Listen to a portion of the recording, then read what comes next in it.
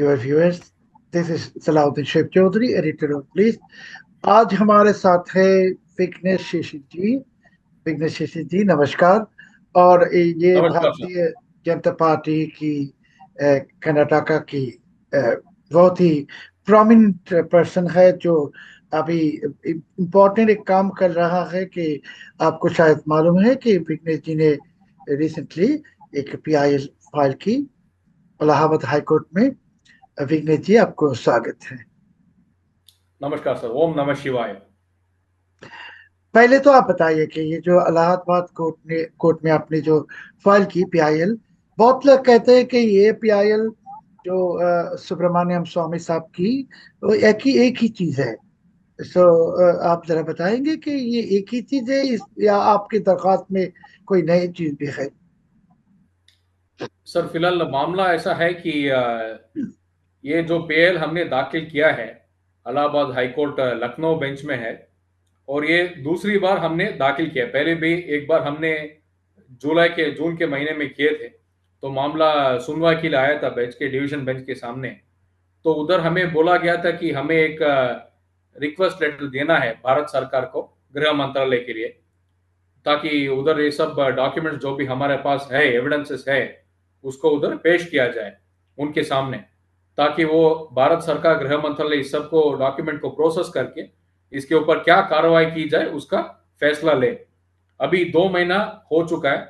मैंने जुलाई के महीने में ये सब जो भी मेरे पास जानकारी थी और जो भी एविडेंसेस हमने इकट्ठा किया था राहुल गांधी जी का ब्रिटिश नागरिकता के बारे में, तो हमने वो सब जुलाई के महीने में ही भारत सरकार और गृह मंत्रालय को सौंप दिया था।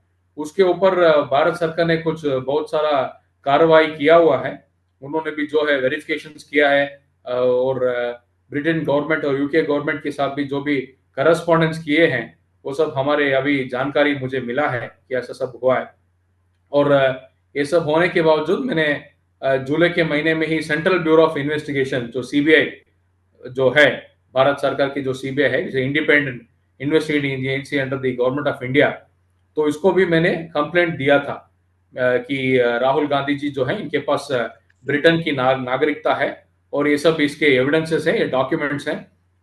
मैंने ना सिर्फ इनका कोई बैक ऑप्स करके जो कंपनी है सिर्फ उनका ना पेपर्स दिया है, और बाकी और कुछ सारा एविडेंसेस मैंने उनको सौंपा है, ताकि वो सुब्रमण्यम स्वामी साहब के और मेरे केस का बहुत फर्क है। इट इज वेरी बहुत आसमान जमीन का फर्क है, हम लोग कह सकते हैं हिंदी में कि जमीन आसमान का फर्क है। जो सुब्रमण्यम स्वामी साहब का केस है वो बहुत लिमिटेड पॉइंट पे है कि उन्होंने अभी उनका पीएल भी अभी Delhi high court of Delhi में उन्होंने फाइल किया है, जो 26 सितंबर को सुनवाई के लिए मामला आ रहा है। मेरा केस में क्या हुआ, जो मैंने पीएल फाइल किया है, ऑलरेडी मैंने वायनाड जब चुनाव हुआ था, डिक्लेयर हुआ था 2024 का सार्वत्रिक चुनाव जनरल इलेक्शन इंडिया में, तभी मैंने वायनाड जो केरला में है, जहां से राहुल गांधी जी ने पहली अपनी नामांकन दाखिल किया, वहीं से मैं ऑब्जेक्टर हूं उनके नॉमिनेशन के ऊपर। तो उधर से जो भी मेरा और भारत चुनाव आयोग का कम्युनिकेशन हुआ है, उधर से ये सब डॉक्यूमेंटेशन स्टार्ट हुआ है। इसके बाद जब राहुल गांधी जी ने अपने नामांकन रायबरेली लोकसभा क्षेत्र में दाखिल किया, उधर भी मैंने दोबारा मेरा ऑब्जेक्शन फाइल किया और ये सब डॉक्यूमेंट्स जो मेरे पास थे, सब कुछ मैंने रिटर्निंग ऑफिसर जो होता है उनको भी मैंने मेरा शिकायत जो भी है दर्ज करवाया। वो सब अभी केंद्रीय चुनाव आयोग जो है, इलेक्शन कमीशन ऑफ इंडिया के सामने, उन्होंने भी डायरेक्शन, स्पेसिफिक डायरेक्शन, ऐसा पहली बार हुआ है in the history of Rahul Gandhi case, Rahul Gandhi ji के केस में, कि भारत चुनाव आयोग ने पहली बार ऑन रिकॉर्ड डायरेक्शंस इशू किया है कि ये ब्रिटेन की नागरिकता जो मामला है राहुल गांधी के ऊपर, इसके ऊपर जो रिटर्निंग ऑफिसर हैं रायबरेली के, उसके ऊपर कार्रवाई की जाए। तो वो सब पेपर्स में आपको भी शेयर किया था, आपने बहुत बड़ी मेहरबानी करके उसको ट्विटर में भी शेयर किया लोगों के सामने कि ये मामला आए, कि ऐसा भी कुछ हुआ था मई के महीने में, जब भारतीय चुनाव आयोग ने डायरेक्शन दिया था chief electoral officer Uttar Pradesh को, और chief electoral officer Uttar Pradesh ने इंटर्न डायरेक्शंस दिया रिटर्निंग ऑफिसर रायबरेली लोकसभा क्षेत्र को, कि जो विदेशी नागरिकता है राहुल गांधी जी की, जो भी ब्रिटेन का है, उसके ऊपर कार्रवाई की जाए चुनाव आयोग की तरफ। अभी वापस आते हुए हमारा जो नया मैंने पीएल दाखिल किया है, 3-4 दिन पहले इलाहाबाद हाईकोर्ट लखनऊ बेंच में, इधर हमने सीबीआई प्रोब का मांग किया है, सीबीआई की जांच के लिए मांग किया है। वो सिर्फ सीबीआई जांच नहीं रहेगा, वो कोर्ट मॉनिटर्ड प्रोब रहेगा। घन न्यायालय का उसके ऊपर मॉनिटरिंग रहेगा कि हर 15 दिन सेंट्रल ब्यूरो ऑफ इन्वेस्टिगेशन जो इसमें क्या उन्होंने अन्वेषण किया है, उसका सब रिपोर्ट हर 15 दिन कोर्ट को सौंपे, ताकि कोर्ट भी जाने कि क्या चल रहा है इन्वेस्टिगेशन एक केस में।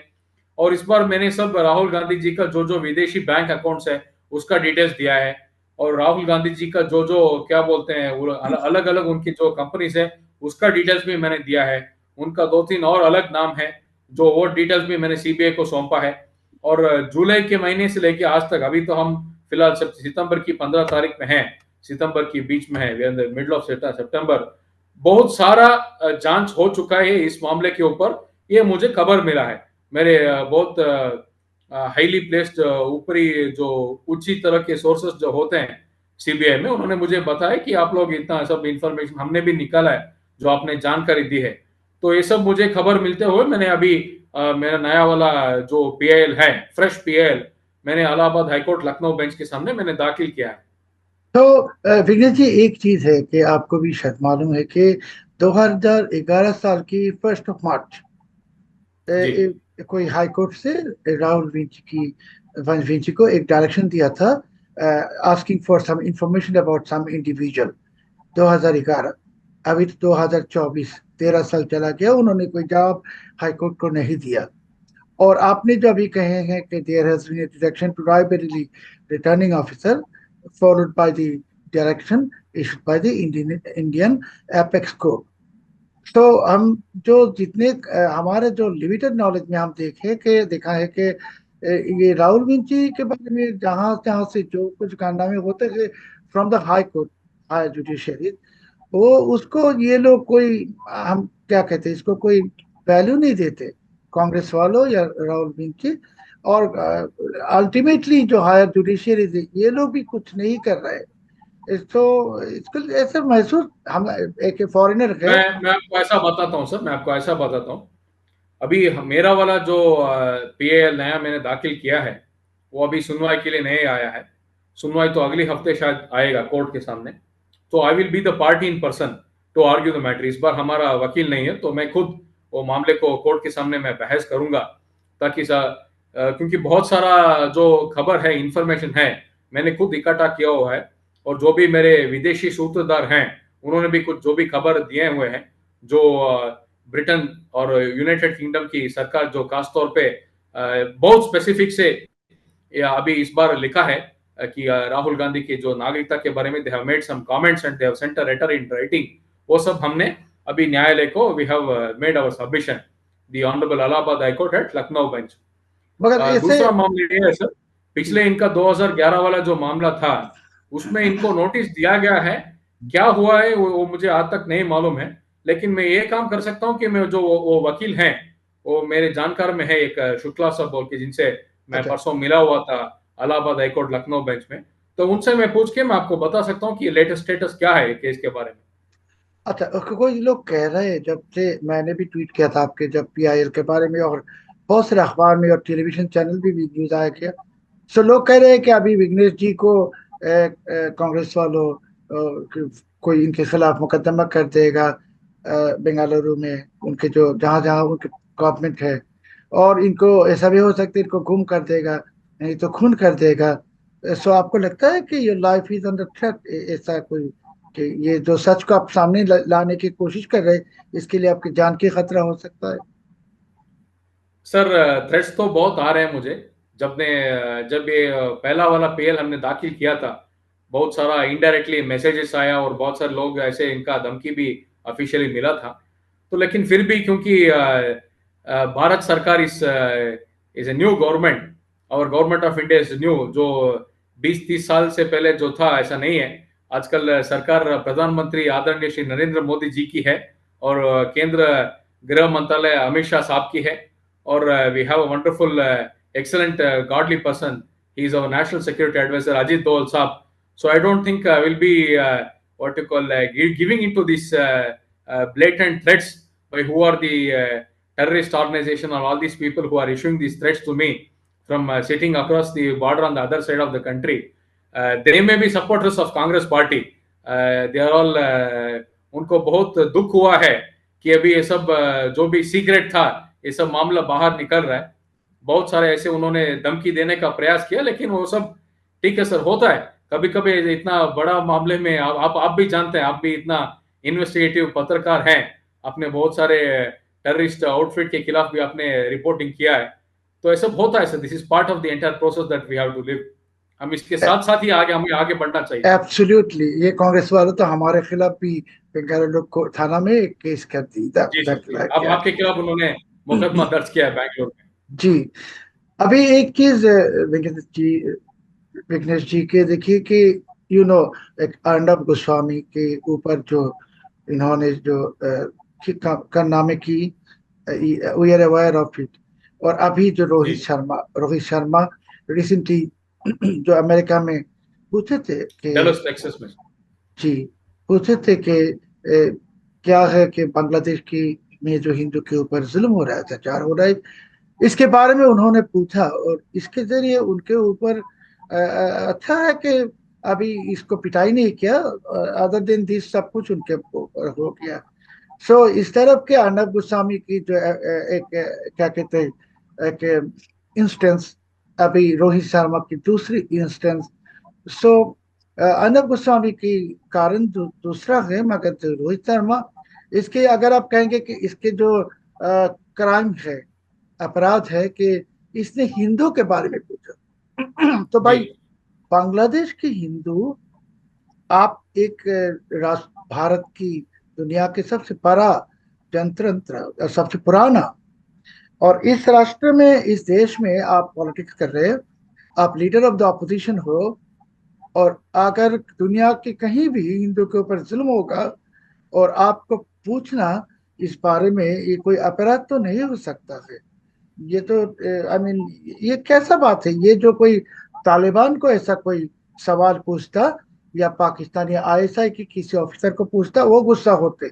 मगर राहुल विंची साहब को तो इसमें गुस्सा होने की कोई कारण है नहीं, कि ये तो वोट मांगते हैं हिंदू से।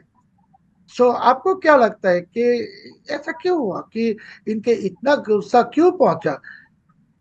सर, मेरा ये मानना है कि सर, जो बांग्लादेश में अभी फिलहाल हिंदू जो माइनॉरिटी हैं, जो अल्पसंख्यक हैं अभी बांग्लादेश में जो हिंदू हैं, उनके ऊपर जो भी हिंसा हो रहा है, it's all pre orchestrated, pre meditated. जो भी रेडिकल इस्लामिक ऑर्गेनाइजेशंस हैं बांग्लादेश में, इनका ये पूरा साजिश है कि एथनिक क्लेंजिंग हो बांग्लादेश में। सारा जो हिंदू पॉपुलेशन जो बांग्लादेश में है, उनके ऊपर कुछ उल्टा कार्रवाई की जाए, उनके ऊपर तकलीफ पहुंचा जाए, ताकि उनका बांग्लादेश से, क्या बोलते हैं, बांग्लादेश का हिस्ट्री से उनका सब नाम मिटे। ऐसा सब हो रहा है। It is I strongly object, because as a fellow Hindu they are my brothers. And before 1947 Bangladesh was very much part of India. In 1971 Bangladesh has been liberated by only India to become a new nation. Bangladesh को आजादी दिया ही भारत ने कि वो separate राष्ट्र बन सके, नया राष्ट्र बन सके, ताकि वो जो अपना आइडेंटिटी है उसको नहीं कोई जो बांग्ला का है, इस सिलसिले में। और दूसरा बात, जबकि जो डलस टेक्सास में मामला हुआ है, वो बहुत अफसोस की बात है कि Congress party freedom of press में नहीं बिलीव करता है। और बांग्लादेशी हिंदू का लाइफ उतना ही इंपॉर्टेंट है जितना सबका लाइफ इंपॉर्टेंट है। आर्टिकल 14 है इंडिया में, इक्वालिटी बिफोर लॉ। तो I believe that any life, whether it's a Hindu in Bangladesh और वेदर हिंदू इन इंडिया, सबका लाइफ इतना ही मायने रखता है, इतना ही कीमती है सबको। It's very important. As a leader of the opposition, Rahul Gandhi ji should have come out in the open and he should have commented कि ऐसा सब हुआ है। I am, this is my apology. I am tending that what has happened on from side of my team. मेरे जो team है, जो मेरे साथ अमेरिकी दौर में अभी हैं, उनसे ये सब हुआ है करके उन्होंने क्षमा मांगनी थी। जो जर्नलिस्ट है शर्मा जी के, अब तक वो स्टेटमेंट नहीं आया, जब तक मैं जानता हूँ। विग्रेश तो ये जी तो बड़ी देखिए, अफसोस की बात है। बांग्लादेश में जो रेजिम चेंज होने के बाद श्री नरेंद्र मोदी जी ने एक जो ट्वीट किया था गवर्नमेंट को, उसमें उन्होंने हिंदू के बारे में स्पेसिफिकली उन्होंने कहा है। जी जी और इसके बाद जो भारतीय जनता पार्टी की जो लीडर्स हैं, उन्होंने भी कहा है। जी मगर राहुल विंचे साहब जो ट्वीट किया था कॉन्ग्रेचुलेटिंग यूनुस, उस पे एक शब्द भी नहीं था हिंदू के बारे में, एक भी नहीं था। सो इसमें महसूस होता है कि हिंदू को मार दिया जाए, इब्ताई किया जाए, या हिंदू को घर को जला दिया जाए दुनिया के कई जगह पे, इसमें उनके कोई आते जाते नहीं। मगर मैं आपके लिए दो तीन चीज इंपॉर्टेंट सामने लाना चाहता हूँ कि ऑल वी नो सनातन धर्म अभी दुनिया के third largest religion in the world, जी थर्ड लार्जेस्ट। सो हिंदू शक्ति इस छोटा मोटा शक्ति अभी है नहीं। It is number one. Number two, unfortunately Bangladesh में ये तख्ता पलट होने के बाद रिसेंटली लास्ट वीक जिन्ना का जन्मदिन मृत्यु दिवस मनाया गया बांग्लादेश में, जिन्ना का। जिस पाकिस्तानियों को जिस पाकिस्तानियों को हम लोगों ने पिटाई कर कर के भगा दिया, जिस पाकिस्तानी ने हमारे देश की 30 लाख लोग को मार दी, जिस पाकिस्तानी ने 3 से 4 लाख माँ बहन की इज्जत ले ली, उसमें से 80% से ज्यादा हिंदू माँ बहन थे, 30 लाख में ज्यादा से ज्यादा हिंदू थे। अभी इस मिट्टी में जिन्ना की डेथ एनिवर्सरी मनाया जा रहा है। This is number one. Number to, आपको मालूम है कि रिसेंटली जशीमुद्दीन रहमानी नाम के एक टेररिस्ट है, ये अंसार अल इस्लाम का, इसके साथ जी अलकायदा का रिश्ता है। इसने पश्चिम बंगाल को क्या कहते हैं, कॉल किया है कि तुम भारत से अलग हो जाओ, इंडिपेंडेंट हो जाओ।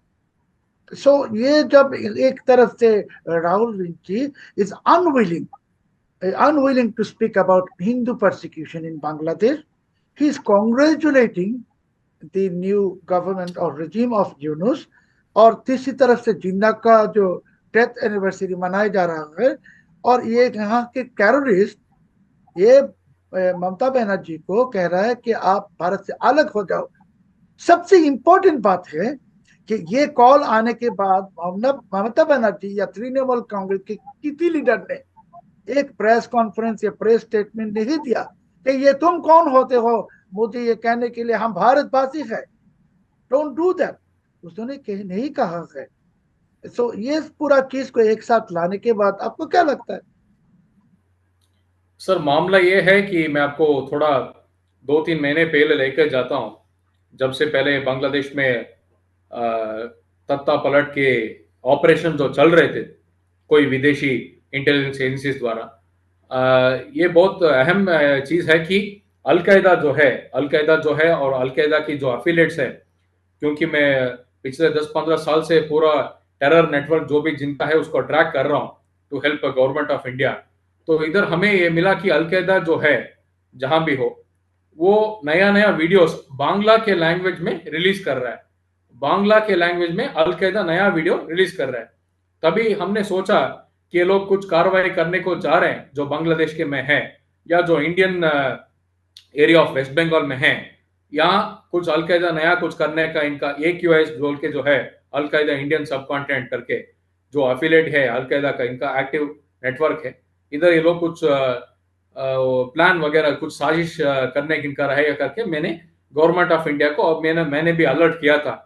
लेकिन अब जब बांग्लादेश में ऐसा सब हो गया और हमारी शेख हसीना का सरकार गिरा दिया गया very forcefully, it was what you call regime change was done through a coup in the name of some student protest। ये सब हमने ऑल दिस डॉट्स, जो भी डॉट था उसको हम सब लिंक कर पाए, जो भी हम हिंदुस्तान में बैठे हैं। We are closely monitoring the situation in Bangladesh, what is happening there. और दूसरा बात यहाँ रहा कि हर एक हिंदू जो है बांग्लादेश में, they are our brothers. Even anybody may be a Bangladeshi, irrespective of somebody being Muslim, somebody being Christian. Bangladesh was always our friend. Bangladesh is always our younger brother whom we have created in 1971। इतने सारा बहुत बड़ा जंग होके 93,000 soldiers of Pakistan surrendered, and then Bangladesh was liberated by the Indian Army, which played a very important role along with the Mukti Bahini and the research analysis wing, which helped the entire Bangladesh to put up large resistance. बहुत आज अफसोस की बात है कि जो भी आज की पीढ़ी जो बांग्लादेश में है, वो जिन्ना की जो बर्थडे है और ये है उसको सेलिब्रेट कर रहा है। इससे बड़ा अफसोस हो कुछ भी और हो नहीं सकता। और दूसरी बात यहाँ है कि जो भी बांग्लादेशी बेस्ड रेडिकल इस्लामी टेररिस्ट ऑर्गेनाइजेशन है, जैसे कि हरकतुल जिहादी इस्लामी हुजी, जो बहुत सारा ऑपरेशन इनका था पिछले, तो everything was shut down and तो बंद हो गया था। जब से यूनुस का वापस, Yunus has become chief adviser of the government of Bangladesh, all this terrorist organization जो भी आतंकी संगठन है, उनका सब नेटवर्क वगैरह रिवाइव हो रहा है, ये सब खबर हमें बांग्लादेश से मिल रहा है। एंड दूसरा बात यह है कि वेस्ट बंगाल बॉर्डर जो है, इधर बहुत बड़ा फेक इंडियन करेंसी नोट जो हम FICN कहते हैं, FICN नोट्स का जो प्रिंटिंग है, बहुत बड़ा उधर नेटवर्क है। 10-15 बार उधर नेशनल इन्वेस्टिगेशन एजेंसी NIA ने भी रेड किया था। तो ये सब इनका जो गतिविधियां कार्रवाई है, ये सब पूरा it is all got restarted. ये सब हमें अभी खबर मिल रहा है बांग्लादेश से। तो भारत सरकार will take a very important view regarding the matter, how to cut down on all these terrorist agencies activities being जो दोबारा प्रारंभ हुआ है, इसके ऊपर तो भारत सरकार सख्त से सख्त कार्रवाई जरूर की। विजय जी, देखिए कि भारत में अभी जो, if you try talking about India, कि यह एक नेशनलिस्ट और पेट्रियोटिक पार्टी है, भारतीय जनता पार्टी, जी, under the very dynamic leadership of Shri Narendra Modi ji. Narendra और मोदी। आपने जो कहा है अजीत जवल साहब के नाम, he is a very capable person who is taking care of the India's national security. मगर भारत में ऐसा एक पार्टी भी है, INC, जो हिंदू के ऊपर जुल्म की बात करने नहीं चाहते। और दूसरा पश्चिम बंगाल में जो पार्टी है तृणमूल, ये तो बार बार कह रहा है कि खेला होगा, खेल होगा। अभी ये कौन सा खेल के बात कर रहा है, जब रहमान ही कह रहा है कि तुम भारत से अलग हो जाओ। वो तो ये खेल की बात नहीं कर रहा है। और हम लोग जानते हैं कि पश्चिम बंगाल के अंदर बांग्लादेश की बहुत सारे जिहादी ऑर्गेनाइजेशन की, ग्रुप की स्लीपर सेल्स है। ये जी, तो हम जी, लोग सब बिल्कुल। जानते हैं। और पश्चिम बंगाल के अंदर जो इलीगल माइग्रेंट्स, नॉट जी, only also Rohingyas, Rohingyas Rohingya, correct. बहुत सारे। एंड भारत के अंदर हमारे जो इंफॉर्मेशन है, it is more than 8 million, 80 lakh से ज्यादा Rohingya illegally there in Bharat.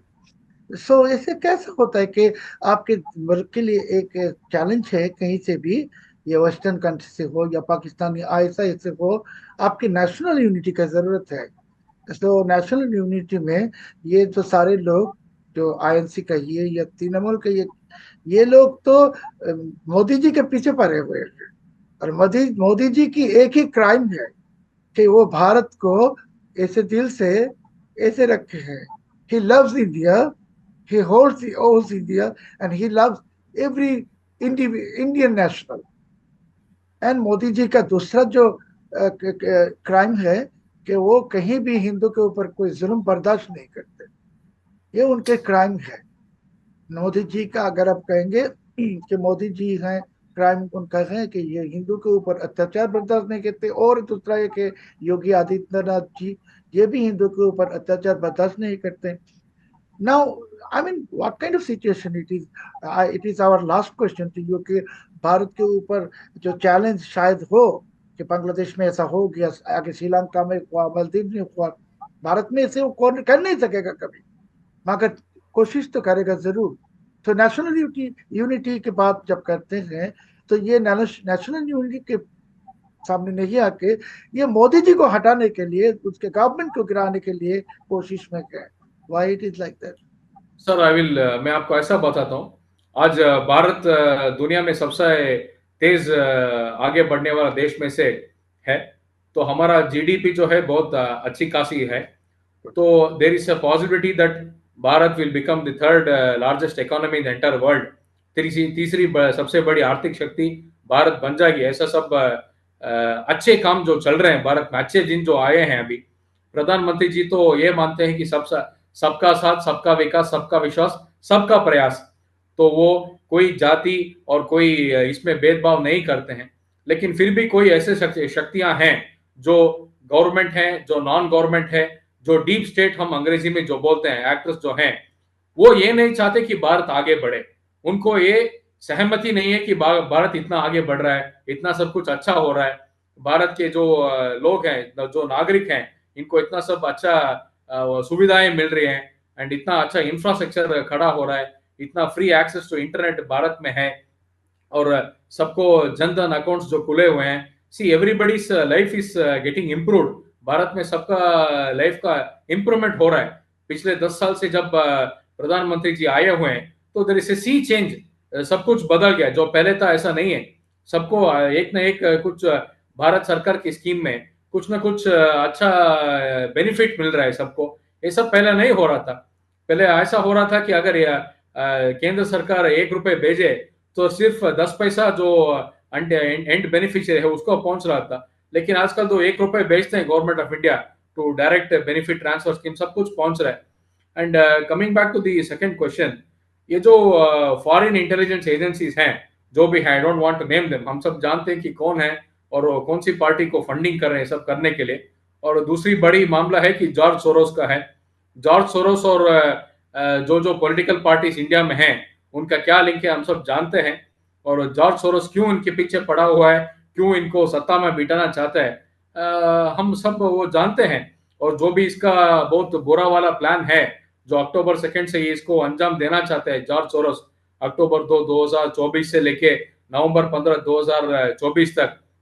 और दूसरा इसका जो प्लान है दिसंबर 2024 से स्टार्ट करके, ये सब हम लोग जानते हैं कि इसका प्लान क्या है, इसको कैसे हम लोग सेटल करें और कैसे इसको गिराएं। भारत सरकार और इंटेलिजेंस एजेंसी सब इसके ऊपर अभी कार्रवाई कर रहे हैं। तो मैं ये समझता हूँ क्योंकि भारत बहुत बड़ा देश है, 140 करोड़ के ऊपर से हमारी आबादी है, और बहुत सारे ऐसे देशभक्त हैं जो हमारे देश के क्या बोलते हैं, ऐसा सब जो भी अगर कुछ करेगा उसके खिलाफ कार्रवाई करने के लिए तैयार बैठे हैं। हमारा देश भगवान का क्रिएशन है, God has created India, so always our nation is blessed by God. ये सब इनका जो भी देश विरोधी गतिविधियां हैं और देश विरोधी जो भी हैं, इनका सब प्लान कुछ नहीं होगा, सब गिर जाएगा इनका प्लान। विघ्नेश जी, हमारा भी आपके लिए ऐसा ही दुआ है कि जितने भी कोशिश करे दुश्मन, भारत की कुछ नुकसान पहुंचा नहीं सकेगा। ये मैं कह रहा हूँ ऐसे कि मैं, भारत मेरे पड़ोसन मुल्क है, और ऐसे नहीं, मैं तो भारत को हमारे अपने के रिश्तेदार समझता हूँ। और आपने ठीक कहा कि 1947 के आगे मेरे जो परदादा वो भारतीय ही थे। सो ये भारत की नुकसान ना तो हम चाहते ना आप चाहते। और हमारे के इतने गुजारिश है सबके लिए कि ये it is a challenge for India. और दुश्मनों के साथ हाथ मत मिलाइए, दुश्मनों को मदद मत कीजिए, दुश्मनों दुश्मनों से पैसे मत लीजिए। कि मेहरबानी करके आप भारत के दुश्मन मत बनिए।